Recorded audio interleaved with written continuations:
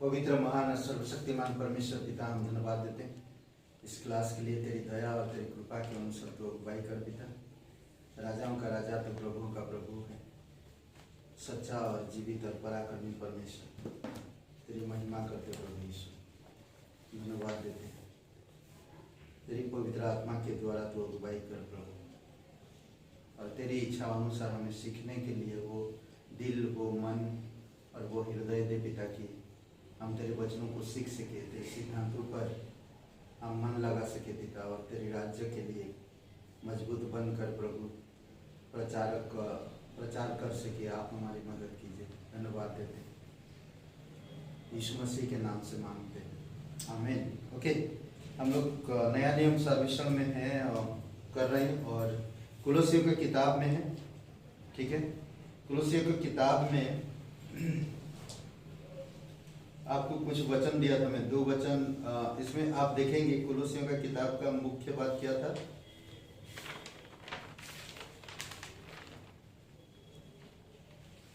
कुलोसी आज कहां पर है? आज किसको बोलते हैं? तुर्किस्तान को आज बोलते हैं ना। और 61 से लेकर 65 के अंदर ये लिखा गया था, करेक्ट। और ये 2 भाग में है, मसीह की प्राथमिकता और मसीह का प्रयोग। ठीक है, सर्वश्रेष्ठ मसीह के योग्य जीवन बिताना। ठीक है, कुछ वचन दिया था मैं। 2 अध्याय 11 वचन, 3 अध्याय 11 और 2 16, 3 अध्याय 17, 2 अध्याय 18 और वचन 23, 2 अध्याय का।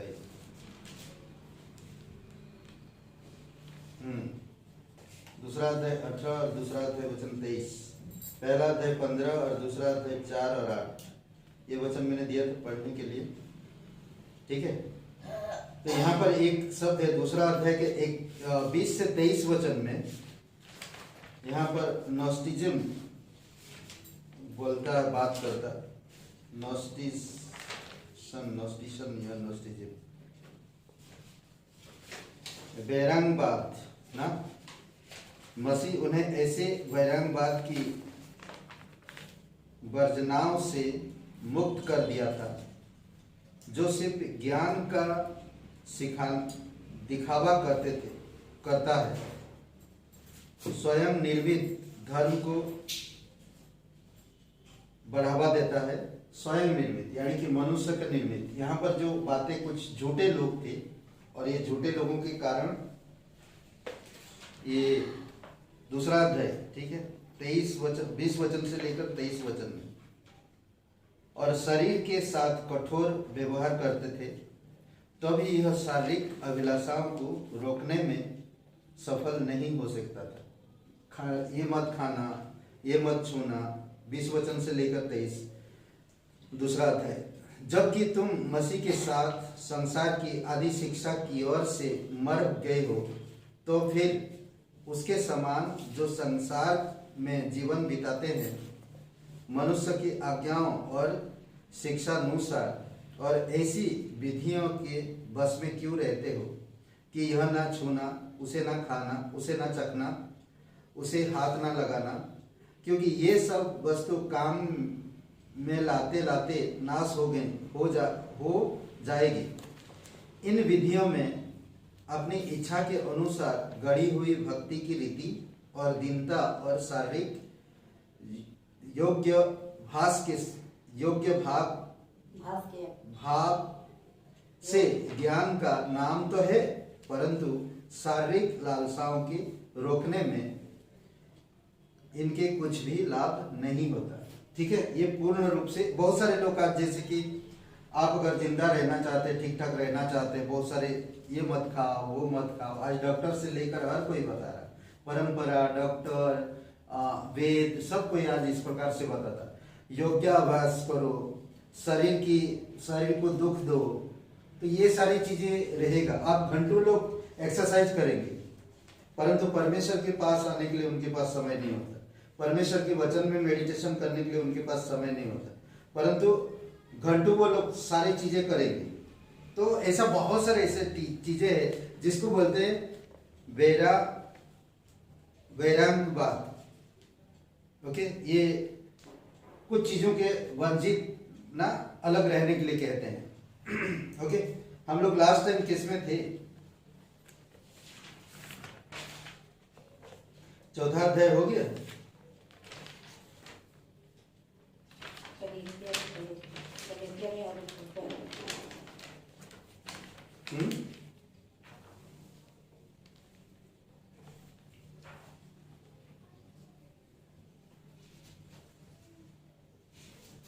कहाँ था?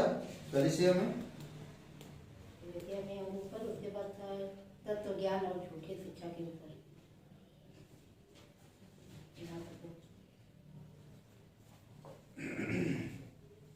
कहाँ तक किए आप लोग बताइए? बताइए। पहला अध्याय 24 से लेकर 29 तक। तत्व ज्ञान और झूठी शिक्षा पे देना है। आज देना है थर्ड वाला, थर्ड पॉइंट, फिफ्थ पॉइंट। पहला अध्याय हो गया, पूरा हो गया। दूसरा अध्याय में है हाँ। 1 से 23 वचन में, करेक्ट। तत्व ज्ञान और झूठी शिक्षा के ऊपर यहीं पर है, ठीक है। दूसरा पहला क्या? पहला क्या? कैसे लिखते हैं? तत्व ज्ञान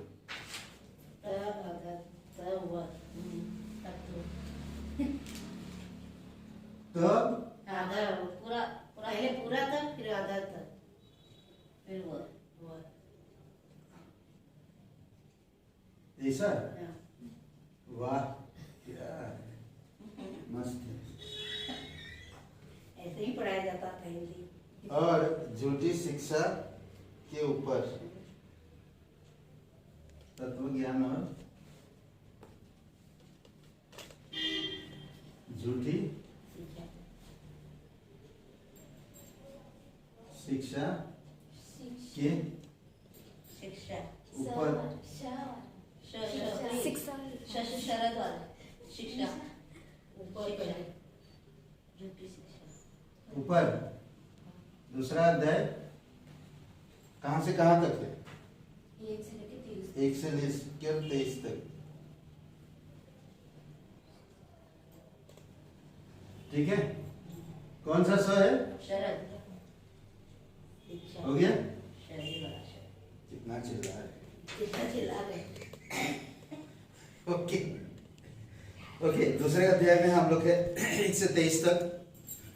कई सारी चीजें हम लोग कवर किया, करेक्ट। पहला अध्याय में सृष्टि के ऊपर 15 से, पहला अध्याय 15 से 23। फिर हम लोग देखे कलीसिया में और ऊपर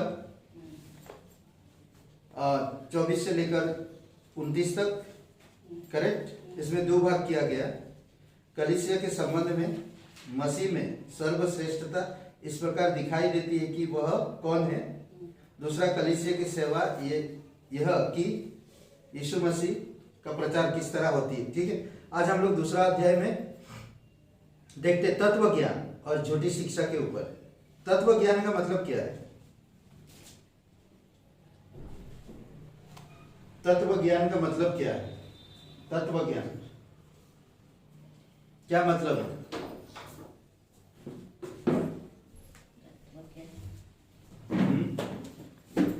तत्व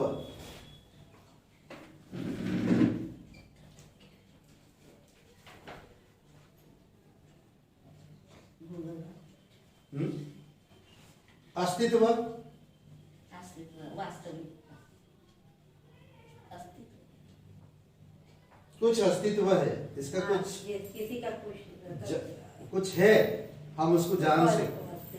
तत्व का मतलब तत्व क्या बोलते हैं? उसमें इतने तत्व है बोलते हैं। चलिए देखते हैं। ओके, पौलुस ने झूठी शिक्षा का खंडन विश्वासियों को यह स्मरण दिलाने में किया कि बुद्धि और ज्ञान के सब भंडार ख्रिस्त में है। तत्व ज्ञान मतलब आज जो हम इस संसार में ज्ञानवान हैं या कुछ चीजों में ज्ञान की परिभाषा देते हैं या सीखते हैं, बहुत सारे ऐसे चीजें, पर समझ और ज्ञान प्रभु यीशु मसीह में झूठी शिक्षा का खंडन करता हो पूरी तरह से। झूठी शिक्षा इस संसार के लिए है और संसार में ही है, ठीक है। झूठी शिक्षा आता कैसे? जब इंसान परमेश्वर को या सच्ची शिक्षा को नहीं मानता तो उसके जीवन में झूठी शिक्षा आएगा। जैसे कि सिंपल, अगर मैं यीशु का इनकार करता तो मैं शैतान का पूजा करूंगा, करेक्ट?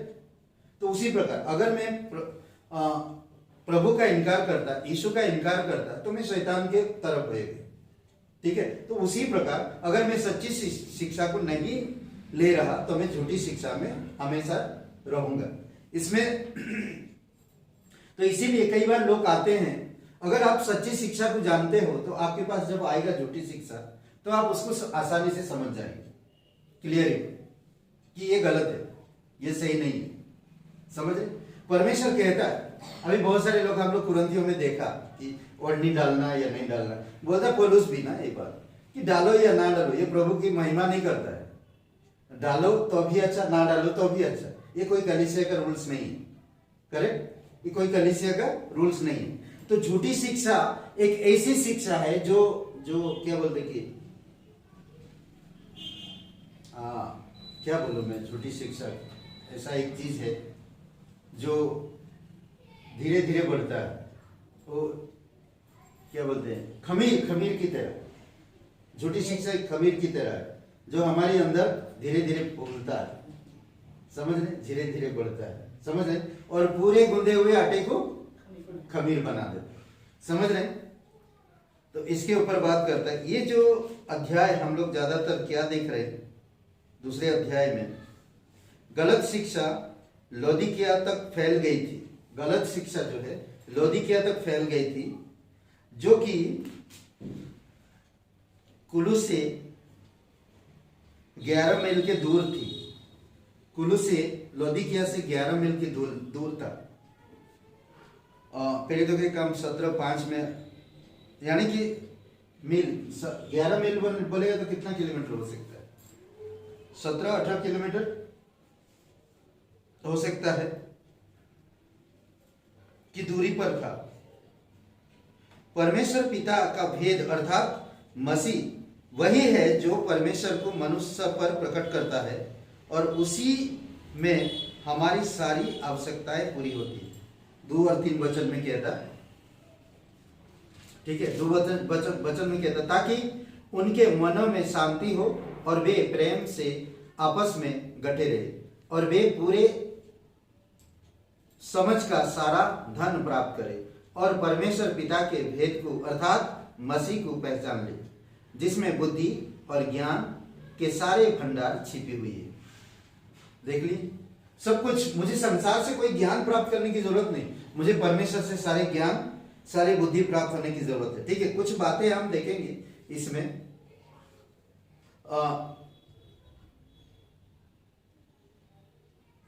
सारे ज्ञान जो भी है हमें जरूरत है वो यीशु मसीह में है, इसलिए सत्य के लिए उन्हें और कहीं खोजने की आवश्यकता नहीं है। हमें सिर्फ यीशु में सच्चाई ढूंढना चाहिए और कहीं पर ढूंढने की जरूरत नहीं, और कहीं सत्य है ही नहीं, ठीक है।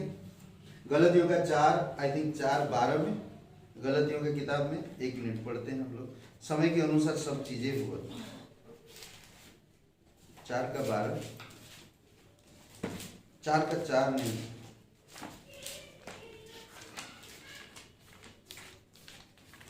4:4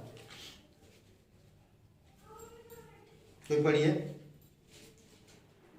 जब समय पूरा हुआ तो परमेश्वर ने अपने पुत्र को भेजा, तो स्त्री से जन्मा और व्यवस्था के अधीन उत्पन्न हुआ। समय के अनुसार हर चीज, ठीक है। तो हम देखते हैं किस प्रकार से परमेश्वर ने अपने बेटे को भेजा, कैसे समय व्यवस्था के अधीन रहा, कैसे परमेश्वर के काम को पूरा किया जो इंसान नहीं कर पाते थे। सब चीजें ये यीशु में दिखाई देता है, करेक्ट। और कोई नहीं किया और कोई कर भी नहीं सकता, ठीक है। इसी तथ्य से उन्हें प्रोत्साहन मिलना चाहिए और सुंदर शब्दों के तर्क के धोखे से बचना चाहिए। बहुत बार सुंदर शब्दों का तर्क होता है, एक अच्छे अच्छे शब्द ना, हाँ प्रभु, हम लोग भी प्रभु मानते हैं, पर वो बड़ा परमेश्वर नहीं हो सकता ना। कई बार ऐसा आएंगे, लोग बोलेंगे। तो पवित्र आत्मा है, हम भी यकीन करते पवित्र आत्मा है, पर वो शक्ति है, वो शक्ति तुम्हारे पास नहीं है तो तुमको अभी तक पवित्र आत्मा मिला नहीं। और हम जानते पवित्र आत्मा, हम जब विश्वास करते, हमें सिखाए गए, जब हम यीशु मसीह पर विश्वास करते तब से हमारे अंदर पवित्र आत्मा है। करेक्ट। तो कुछ चीजें हैं जो लोग हमें कुलुस्य में झूठी शिक्षा के एक रूप, गुण ज्ञान, अच्छे कर्म, गुण ज्ञान बाद का आरंभ था, जो ज्ञान को उच्च स्थान देता था। उसमें ज्ञान ज्यादा चाहिए, लोगों को ज्ञान होना जरूरी है, अच्छे ज्ञान होना जरूरी है।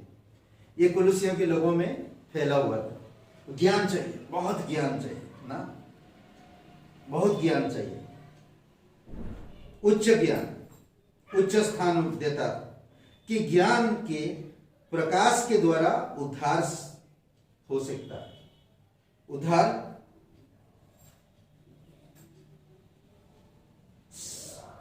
हो सकता है। ठीक है, ज्ञान चाहिए उनको, ज्ञान चाहिए। ज्ञान से कभी उद्धार हो सकता है? क्या बोलते हैं आप? अगर ज्ञान से उद्धार होता तो फिर प्रभु को क्रूस में मरने की जरूरत नहीं था। करेक्ट ना? अगर ज्ञान से मैं उद्धार मिल जाता, मुझे स्वर्ग मिल जाता, मेरे पापों की क्षमा मिल जाता ज्ञान से, तो मुझे यीशु को क्रूस में मरने की जरूरत नहीं होता, यीशु को स्वर्ग से उतर के इस धरती पर आने की जरूरत नहीं होता, हमें आज बाइबल की भी जरूरत नहीं होता, ज्ञान से ही हम उद्धार मिलता है। करेक्ट। तो कुछ बातें ध्यान दीजिएगा। दूसरा अध्याय, इसमें लोगों के तत्व ज्ञान के संबंध में, दूसरा अध्याय 1 से 10 वचन में पौलुस की सलाह थी लोगों के प्रति। ठीक है, लोगों के तत्व ज्ञान के संबंध में दूसरा अध्याय 1 से 10 पौलुस की सलाह थी।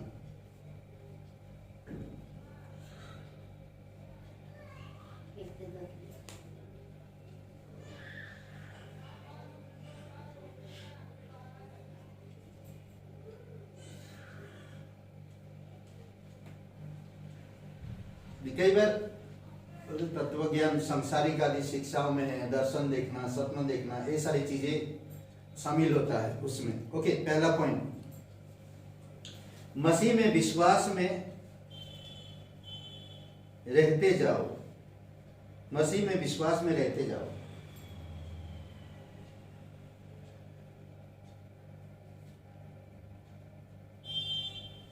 दूसरा, उसमें जड़ पकड़े और बढ़ते जाओ, जड़ पकड़े और बढ़ते जाओ।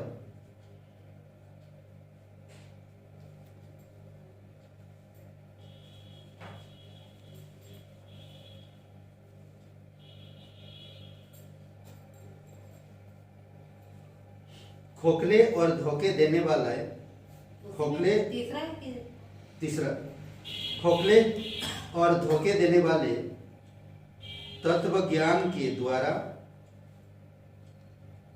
खोखले और धोखे देने वाले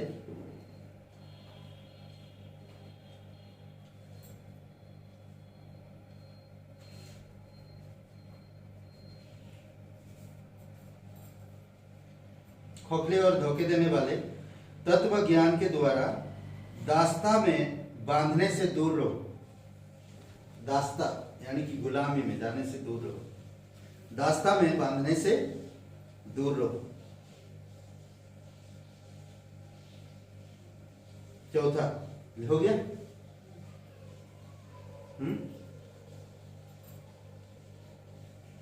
चौथा, यह समझो कि ऐसा तत्व ज्ञान मसीह पर आधारित नहीं,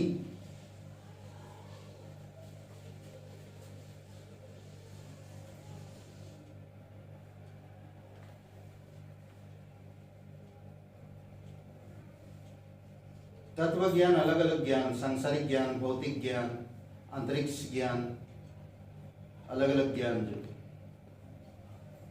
ठीक है, नहीं पर किसका है फिर, डेश देकर नीचे लिखिए मनुष्य की परंपरा।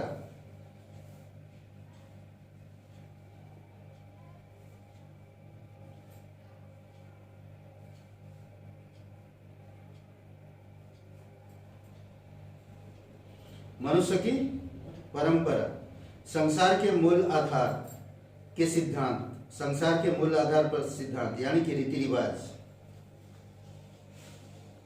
ठीक है, मूल आधार के सिद्धांत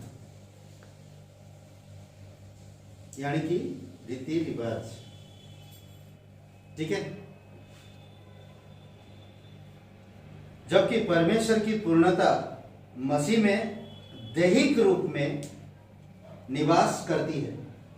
ठीक है, नहीं ये पॉइंट नहीं है, मैं बता रहा हूं, समझा रहा हूं थोड़ा सा आप लोगों को। ठीक है, तो जबकि परमेश्वर तत्व की पूर्ण ख्रीस्त में, ख्रीस्त की शरीर कौन है, कलीसिया, यीशु की देह में परिपूर्ण है। ठीक है, हम लोग पहले अध्याय में क्या कहा, यीशु कलीसिया का सिर है। ठीक है, और सिर देह सप्लाई करता सब चीज शरीर को, समझ रहे, अगर सिर नहीं होता तो एक शरीर समझ लो मरा हुआ, कुछ फायदा नहीं, कुछ नहीं कर सकता। ओके, सब कुछ देह के रूप में निवास करती है। विश्वासियों में भी वही पूर्णता और उन्हें मनुष्य के तत्वज्ञान को खोजने की आवश्यकता नहीं है। हर एक विश्वासी के अंदर यीशु है, यीशु के अंदर, यीशु आपके अंदर है।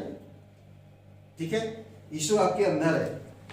जब यीशु आपके अंदर है, तत्व ज्ञान सारे जो भी ज्ञान है आप में है। अब आप इधर उधर खोजने की ज्ञान की जरूरत नहीं। आज बहुत सारे लोग रिसर्च करते हैं ये वो, अब बाइबल पढ़ो, हर ज्ञान मिलेगा, हर एक ज्ञान। बाइबल को मेडिटेशन करो, पवित्र आत्मा के द्वारा सोचो, सच्चाई के साथ परमेश्वर के पास आओ, तो परमेश्वर ब्लेसिंग करेगा। ठीक है, और कहीं पर आवश्यकता नहीं। ओके, धर्म की विधिबाधिता, धर्म की विधिबाधिता, दूसरा अध्याय 11 से लेकर 17 में, धर्म की विधिबाधिता। दूसरा है 11 से लेकर 17 में।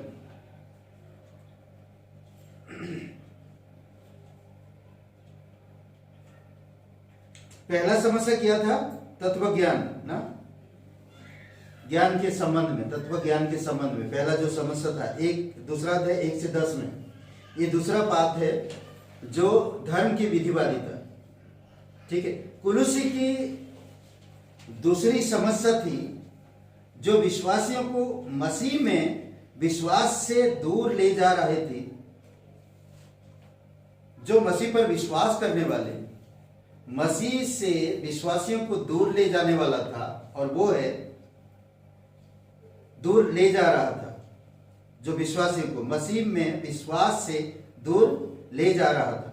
पौलुस ने कुलुसे के लोगों को स्मरण दिलाया कि आत्मिक खतना जो मसीह के द्वारा उद्धार के समय किया गया उसका बहुत अधिक महत्व था, बहुत अधिक महत्व था। जबकि उसने ये 4 बातें बहुत इंपॉर्टेंट हैं जो मैं दे रहा हूं अभी। उन्हें मसीह में जिलाया,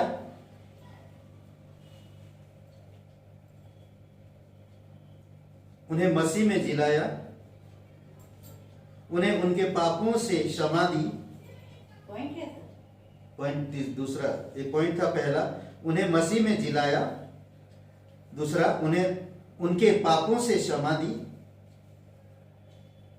11 वचन से लेकर कितना वचन तक, 17 वचन तक आपको मिल जाएगा, दूसरा अध्याय।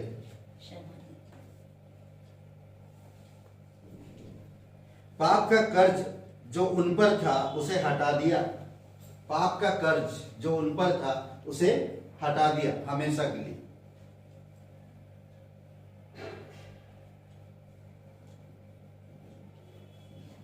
चौथा पॉइंट, शैतान की शक्ति को निरस्ता कर दिया। निरस्त कर दिया। ठीक है, आप पर जो शैतान का प्रभुता था उसको नाकाम कर दिया, निरस्त कर दिया। ये 4 बातें जो इंपॉर्टेंट है एक विश्वासी के लिए। वो फिर धार्मिक विधि विधान पर कंफ्यूज नहीं होगा। वो कभी ये धर्म सही, वो धर्म सही, वो धर्म सही, ये कंफ्यूज नहीं होगा। ठीक है, समझ गए? तो अगर आप वचन पढ़ते, इसमें इस प्रकार कहता है वचन में, ठीक है, 2 अध्याय 11 वचन, उसी में तुम्हारा ऐसा खतना हुआ है, उसी में तुम्हारा ऐसा खतना। मुझे बाहर से और खतना जरूरत नहीं, बाहर है खतना का सिस्टम, धर्म रीति रिवाज है, पर मुझे और जरूरत नहीं अब कोई चीज की। क्या कह रहा? उसी में तुम्हारा ऐसा खतना हुआ जो हाथ से नहीं होता, अर्थात मसीह का खतना, जिसने शारीरिक देह उतार दी जाती है और उसी के साथ बपतिस्मा में गाड़े गए और उसी में परमेश्वर की शक्ति पर विश्वास करके जिसने उसको मरे हुए में से जिलाया, उसके साथ जी भी उठे हो। ये तीनों चीजें यहां पर है। मुझे और कोई खतना की जरूरत नहीं है, समझ रहे? तो पहले अब्राहम के समय पर होता था खतना के बारे में। ठीक है, खतना जो होता था एक रीति रिवाज था, ये धर्म की पहचान थी। तो आज भी बहुत सारे यहूदियों में करते हैं, मुझे लगता है मुस्लिम में करते हैं, यहूदी में खतना का सब। ठीक है, अब्राहम उत्पत्ति की किताब अगर पढ़ते हैं तो आपको मिलेगा अब्राहम इस्माइल के साथ खतना किया गया था। वो एक रीति रिवाज चलते आ रहा था। अब जब यीशु में जो विश्वास करते, अब उनके ऊपर कोई रीति रिवाज, खतना की रीति रिवाज नहीं चलता, या धार्मिक रीति रिवाज, धर्म की रीति रिवाज नहीं चलता। वचन 13 में कहता, उसने तुम्हें भी जो अपने अपराधों और अपने शरीर की खतना रहित दशा में मुर्दा थे उसके साथ जिलाया और हमारे सब अपराधों को क्षमा किया और विधियों का वह लेख जो हमारे नाम पर और हमारे विरोध में था मिटा डाला और उसको क्रूस पर कीलों से जड़कर हमेशा हटा दिया गया। बस क्लियर? तो इसलिए बहुत इंपॉर्टेंट ये चीजें समझना, जानना बहुत जरूरी है। समझ रहे हैं? अब आपको कोई भी रीति रिवाज में शामिल होने की जरूरत नहीं, कोई भी रीति रिवाज में शामिल होने की जरूरत नहीं। तो इसलिए बहुत जरूरी है हमको समझना। ओके,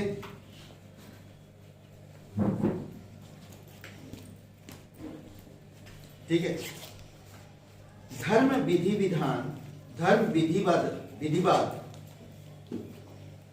जिसका केंद्र धर्म की नहीं, मैं बता दे रहा हूं। धर्म विधि विधान कैसा होता था? छुट्टियां मनाना अच्छा लगता है, छुट्टी रहता है उस समय ना। अभी जैसा होली होता है, हम मनाते थोड़ी, छुट्टियां मिलती है, छुट्टियां मनाते, लोग एंजॉय करते। कुछ भक्ति, कुछ शक्ति, कुछ ये है नहीं कुछ। तो इसमें क्लियर बता रहा कि ऐसे चीज में एक चीज, छुट्टियां मिलती है, छुट्टियां मनाना और अमुक खाना और पीना का कोई सही महत्व देना या नहीं देना, वो चीजें मत खाना उस दिन, पीना मत उस दिन, वो करना मत उस दिन, ये सब चीजें था। और यही सब चीजें लोग करते हैं आज भी। तो उस समय यहूदी लोगों में भी यही था, विधि विधान, विधि क्या बोलते, धर्म विधिवाद, इस प्रकार था। ओके, अब हम तीसरी बात में जाते। एक दूसरी झूठी शिक्षा जो कुलुस्य में ये लिख सकते हैं, एक दूसरी झूठी शिक्षा जो कुलुस्य में प्रचलित थी, उसका संबंध रहस्यवाद, सपना देखना, रहस्यवाद। ठीक है, दूसरा अध्याय 18 वचन से 19 वचन में।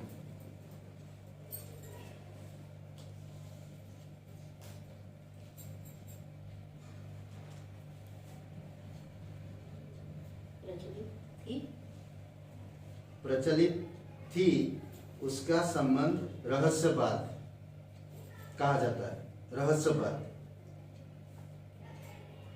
दूसरा अध्याय 18 से 19 में था। इसमें क्या बोलता देखिए, कोई मनुष्य दीनता और स्वर्गदूतों की पूजा करके मुझे तुम्हें दौड़ के प्रतिफल से वंचित ना करे। ऐसा मनुष्य देखी हुई बातों में लगा रहता और अपनी शारीरिक समझ पर व्यर्थ फूलता है और उस शिरोमणि को पकड़े नहीं रहता जिससे सारी देह जोड़ों और पंठों के द्वारा पालन पोषण पाकर और एक साथ गठकर परमेश्वर की ओर से बढ़ती जाती है। ठीक है, ये क्या दर्शा रहा, जिसमें दर्शन और स्वर्गदूतों की उपासना। ठीक है, लिख लीजिए, जिसमें दर्शन और दर्शन, सपना देखना, दर्शन देखना, भावुक होना ना, मैंने देखा। तो आज बहुत सारे कलीसिया में आकर देखें, मैं कल रात में सो गया और मेरा शरीर दर्द हो रहा था, मैं प्रभु से प्रार्थना किया और प्रभु ने आकर मुझे छुआ सर पे और मैं ये महसूस भी किया और जब मैं सुबह उठा तो मैं ठीक हो गया। ये सब बातें, ऐसी बातें, भावुक भावनाएं ना, दर्शन, मैंने दर्शन पाया, सच में प्रभु मुझे आकर छुआ। बोलते मैं गिर रहा था, सपने में मैं गिर रहा था, जब बहुत गहराई पर गिर रहा था और प्रभु से मैंने प्रार्थना किया, प्रभु मुझे हाथ दिया और मैं ऊपर आ गया, उसके हाथ पकड़। ये सब दर्शन, समझ रहे। पर जो इंसान सच में सच्चाई को जानता, कभी वो दर्शन नहीं देखेगा, ये याद रखिए। जो सच्चाई को जानता कभी दर्शन नहीं आएगा, क्योंकि जो इंसान भावुक होते हैं उनमें दर्शन होते हैं। भावुक होते हैं, भावनाओं में परमेश्वर को ढूंढते हैं, परमेश्वर भावनाओं में नहीं रहते। समझ रहे? ओके, क्या लिखे? जिसमें दर्शन और स्वर्गदूतों की उपासना, जिसमें दर्शन और स्वर्गदूतों की उपासना और प्रेम है, सॉरी प्रेत है, प्रेत, प्रेत है। प्रेत का मतलब समझते हैं ना, प्रेत आत्मा, प्रेत,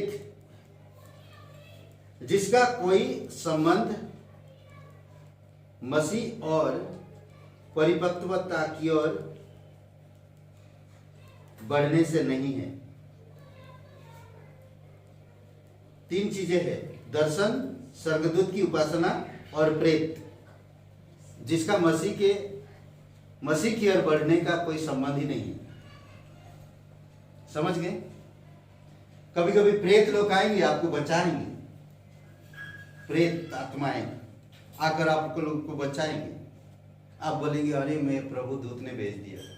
नहीं, कभी कभी हम स्वर्गदूतों को भी देखकर कहेंगे कि ये मसीह था, तो उनकी उपासना करते हैं। इसलिए जब अब्राहिम ने गिर पड़ा, या दानियल ने, अब्राहिम बोला, यूहन्ना जब प्रकाशित वाक्य के दर्शन को देखा और प्रभु के सामने गिर पड़ा, तो उसने दंडवत करने लगा, बोलते मैं वो योग्य नहीं हूं, मुझे दंडवत मत करो ना। सुने आप, देखे, सुने बातें, स्वर्गदूत को दंडवत मना करता है वो स्वर्गदूत। क्या लिखे? प्रेत है, जिसका कोई संबंध मसीह और परिपक्वता की ओर बढ़ने से नहीं है। ठीक है, अब चौथी बात, अंत में पौलुस ने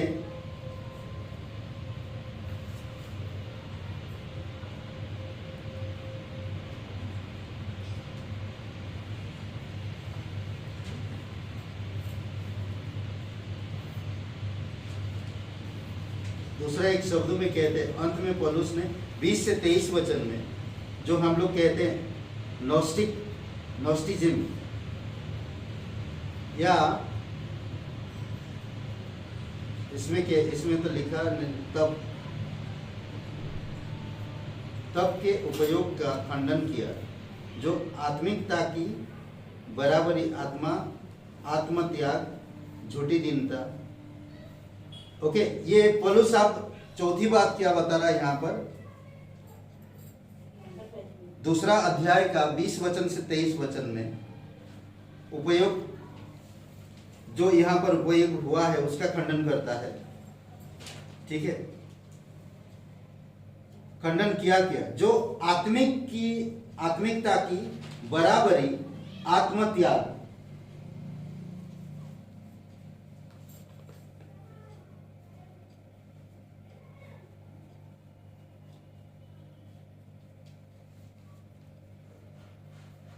ओके, आत्मत्याग,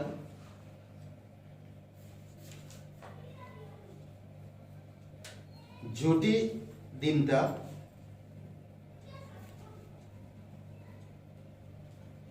एक पॉइंट है पॉजिटिव। नहीं, कमा दे, कंटिन्यू लिख सकते, कमा दे सकते। झूठी दीनता, कुछ बातें ना करना, कुछ बातें ना करना,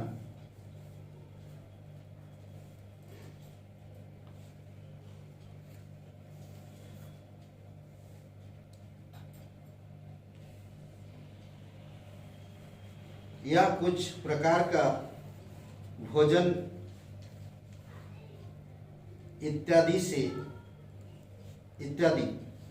भोजन ना खाना, ये सब ना इत्यादि से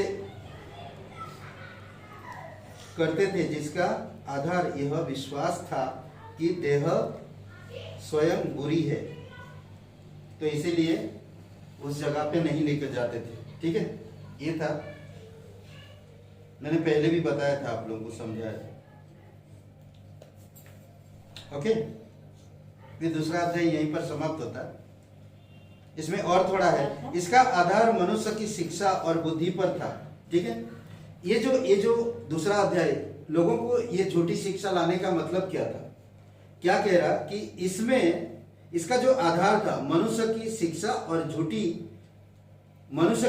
और बुद्धि था, और इन बातों को नकारना जो शरीर की समानता इच्छाएं हैं, और सोचक कि शरीर के साथ कठोरता का व्यवहार करने से शरीर की लालसाएं रोकी जा सकती है। मेरा जो शरीर में जो लालसाएं हैं, मैं उसको कैसे रोकूं? वो चीजें ना खाने से, ना ये ना छूने से, वो ना करने से। तो इसीलिए विधि विधान ये सारी चीजें कुलुस्सियों की कलीसिया में झूठी बातें आ चुकी थी। यही सब तत्व ज्ञान है ना, उस जगह पे ना जाना, वो चीजें ना करना, ये नहीं सोचना, इसको नहीं छूना, उसको नहीं खाना, ये सारी चीजें अगर आप 20 वचन से लेकर 23 वचन में पढ़ते तो उसमें दिया गया है। ओके, इसमें एक चीज, कुलुस्सी के लोगों को संसार में मूल सिद्धांत और रीति से दूर रहना था। कुलुस्सियों के लोगों को संसार की शिक्षा, मूल शिक्षाओं पर और ज्ञान से दूर रहना था। अगर आज मसीह यीशु मसीह क्या कहते, कोई भी इंसान दो स्वामी का नहीं सेवा कर सकता। या तो तुम संसार में पूर्ण रूप रहो, या तो तुम परमेश्वर में पूर्ण रूप रहो। तो पौलुस इस शिक्षा को इस तरह से बता रहा था। ओके, अब तीसरा अध्याय 1 से 4 अध्याय क्या था? ख्रिस्त का, मसीह का प्रयोग। ठीक है,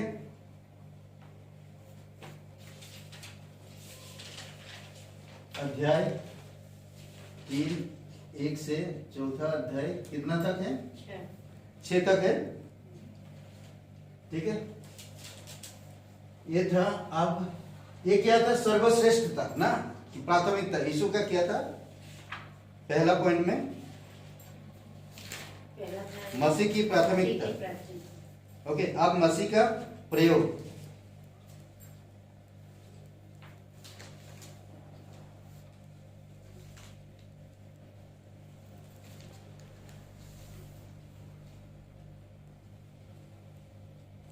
प्रयोग कैसे लिखते हैं?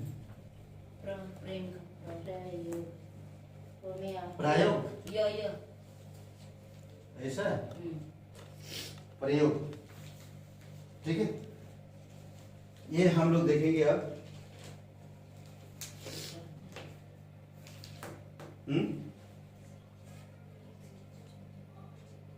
तीसरा अध्याय 1 से चौथा अध्याय 6 तक मसीह का प्रयोग, ठीक है। इसमें हम लोग देखेंगे इस अध्याय में अलग अलग बातें, ठीक है। इसमें भी हम लोग का 1 2 3 4 5 6 बातें हम लोग देखेंगे जो इस अध्याय में डिवाइड किया। पुरानी स्वभाव, नई स्वभाव, संसार, धार्मिकता, अधार्मिकता, ये सारी चीजें, बहुत सारी चीजें आपको मिलेगा जो आपको आनंद आएगा। ओके, इसमें चलते हैं। मैं थोड़ा सा समझा दे रहा हूं, आप इस प्रकार से समझ सकते हैं। मसीह की प्रशंसा करते समय मसीह की प्रशंसा करते और यह बताते कि झूठी शिक्षाएं और तत्व ज्ञान कितनी निरर्थक और मूर्ख है। पौलुस तब यह बताने लगता है कि विश्वासी जो प्रभु के योग्य जीवन व्यतीत कर रहा है, उसकी जीवन शैली और व्यवहार कैसे होना चाहिए। जब आप झूठी शिक्षा में तत्व ज्ञान इधर उधर से सुन रहे हैं, तो ऐसे हालत में एक मसीह को कैसे जीवन जीना चाहिए, पौलुस आप उस आधार में ले जाना चाहता है। समझ रहे?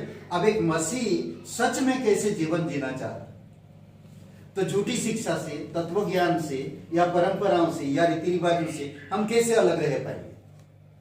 तो आप पौलुस एक पैटर्न देना चाहता कि तुम एक मसीह जीवन इन सब चीजों से भी अलावा, ये सब चीजों से दूर रहकर भी आप मसीह जीवन जी सकते हैं। समझ रहे? ये बात बता रहा। और इसमें व्यवहार कैसे करना, कुलुसियों की जीवन शैली और इफिसियों के अध्याय 4 से 6 में बहुत अधिक समानता है। इफिसियों का चौथा अध्याय से लेकर छठवां अध्याय और कुलुसियों का किताब, ये दोनों किताब मिलता जुलता है, समानता बहुत है। समझ रहे हैं? ओके, इसमें समानता सबसे पहली बात हम लोग देखेंगे इसमें, ठीक है। सबसे पहली बात, पुराने स्वभाव को उतारना।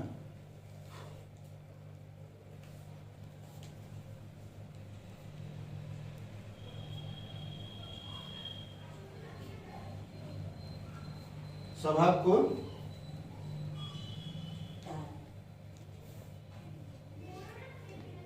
उतारना, ठीक है।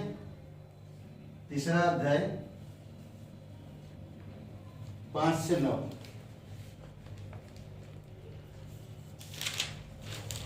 ओके। कुलुसियों का तीसरा अध्याय 5 से 9,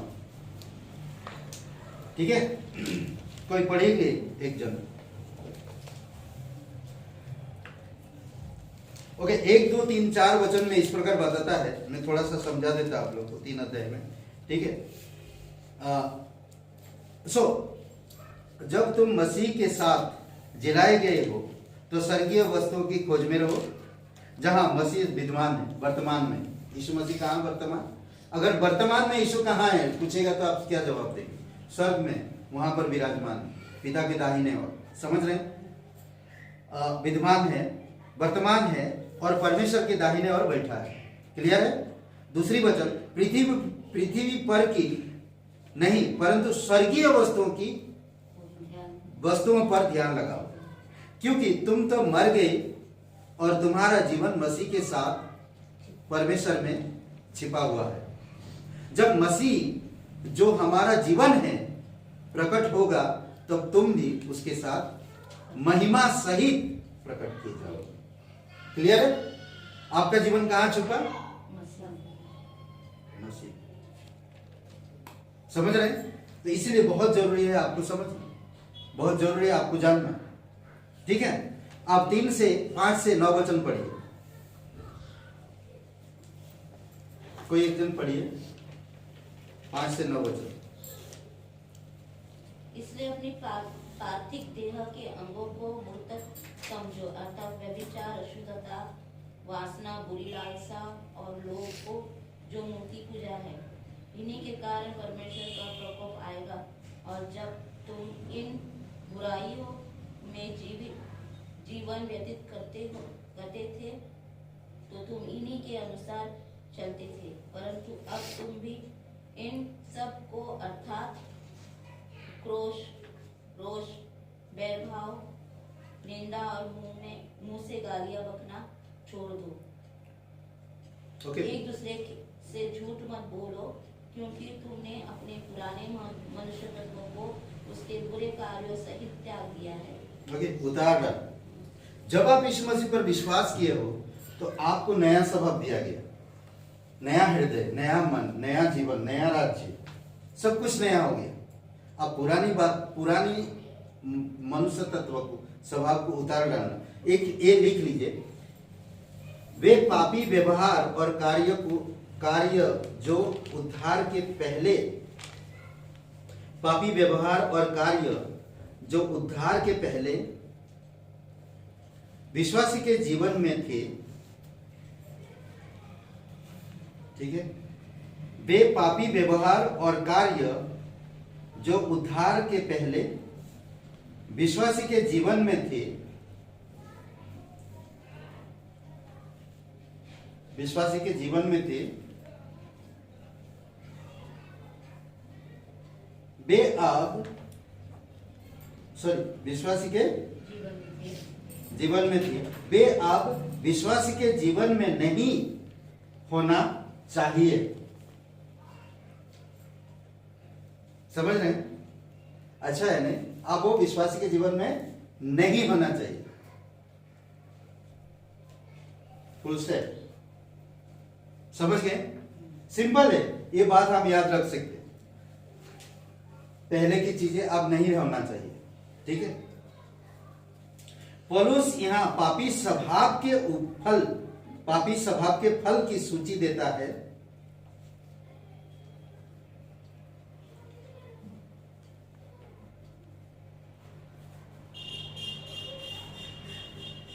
पौलुस यहां पर क्या पापी स्वभाव के सूची देता है।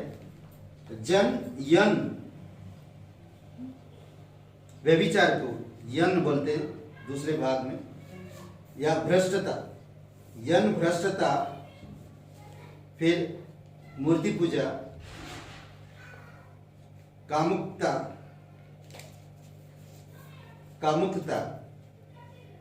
क्रोध, निंदा, गंदी भाषा और झूठ के चीजों की लिस्ट देता है। ये सारी चीजें नहीं होनी चाहिए, उतार देना चाहिए। ऐसे शब्द गलती से भी नहीं लाना चाहिए, क्रोध से भी नहीं लाना चाहिए, या दुश्मनी से भी नहीं लाना चाहिए। समझ रहे?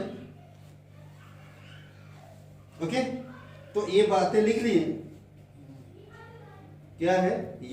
भ्रष्टता, मूर्ति पूजा, कामुकता, क्रोध, निंदा, गंदी भाषा और झूठ। ठीक है। तो इसमें कहता एक बात, उतार डालो। कपड़ों के उतार डालने के समान ना, पुराने मनुष्य तत्व अर्थात पुराना स्वभाव परमेश्वर को अपने जीवन में और कार्य से दूर रखने की पूर्व प्रभुति जो नया जन्म ना पाए हुए व्यक्ति की अवस्था को दर्शाता है, जो नहीं नया जन्म मिला। तो अगर हमारे अंदर वही सब चीजें हैं तो इसका मतलब अभी तक हम लोग नया जन्म नहीं मिले। नई स्वभाव को धारण कर लो। दूसरी बात,